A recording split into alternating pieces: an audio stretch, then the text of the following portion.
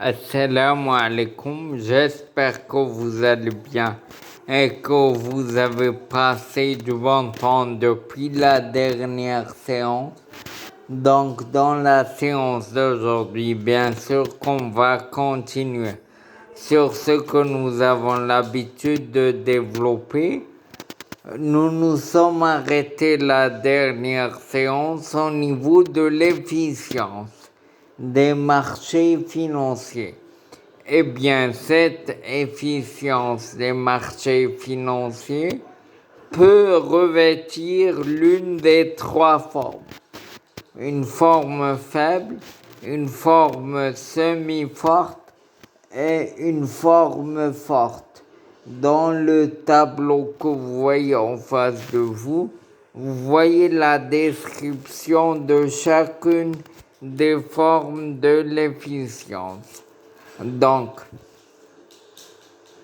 l'ensemble informationnel qui est considéré que lorsque nous sommes à l'intérieur de la forme faible, eh bien,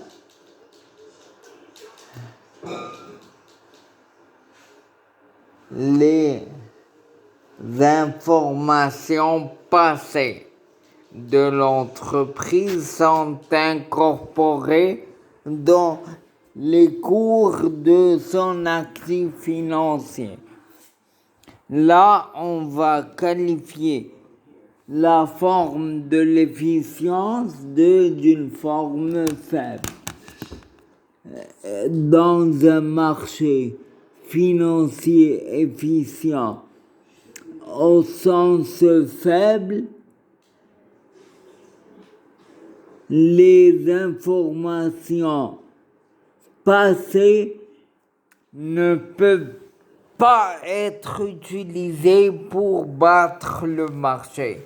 Battre le marché, c'est une expression pour dire réaliser un rendement supérieur au rendement du marché. Eh bien, les informations passées sont inutiles à cet égard. L'analyse technique est inutile. Ça veut dire quoi l'analyse technique? Eh bien, c'est l'analyse des informations passées de l'entreprise avec l'effet qu'elles ont eu sur le cours. On considère que c'est une entreprise cotée en bourse. Donc l'effet que ces informations a eu sur le cours de l'action de l'entreprise. Eh bien, comme vous voyez dans le graphique, eh bien, il y a deux lignes qui sont tracées dans ce graphique. Une ligne en bas et une ligne en haut. La ligne en bas relie les points les plus inférieurs du graphique. Et la barre qui est tracée en haut, eh bien, elle relie les points qui sont les plus hauts du graphique. D'accord? L'analyse technique considère que le passé va se reproduire. Donc, dans l'analyse technique, on considère que les cours vont suivre dans le futur un cheminement semblable au cheminement qu'ils ont suivi par le passé, chose qui n'est pas scientifique. Mais professionnellement parlant, on utilise beaucoup cette analyse.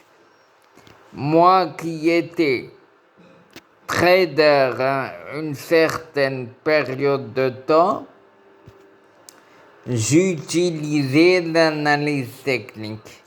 C'est-à-dire que pour réaliser un profit, je faisais en sorte de considérer l'information passée je considérais qu'elle allait se reproduire dans le futur.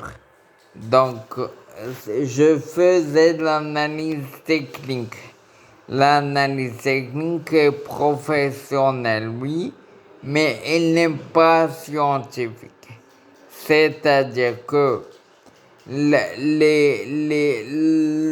parcours passé du cours, rien ne peut garantir sa reproduction dans l'avenir.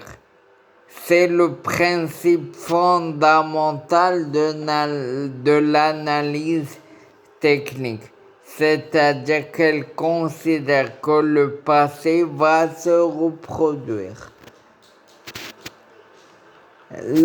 La forme semi-forte, elle considère que les informations publiques de l'entreprise sont incorporées dans le cours de l'actif financier.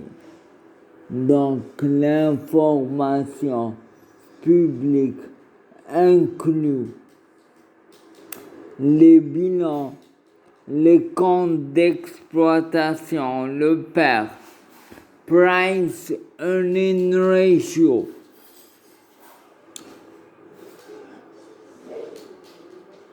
l'augmentation de capital, etc. Toutes les informations publiques sont incorporées dans le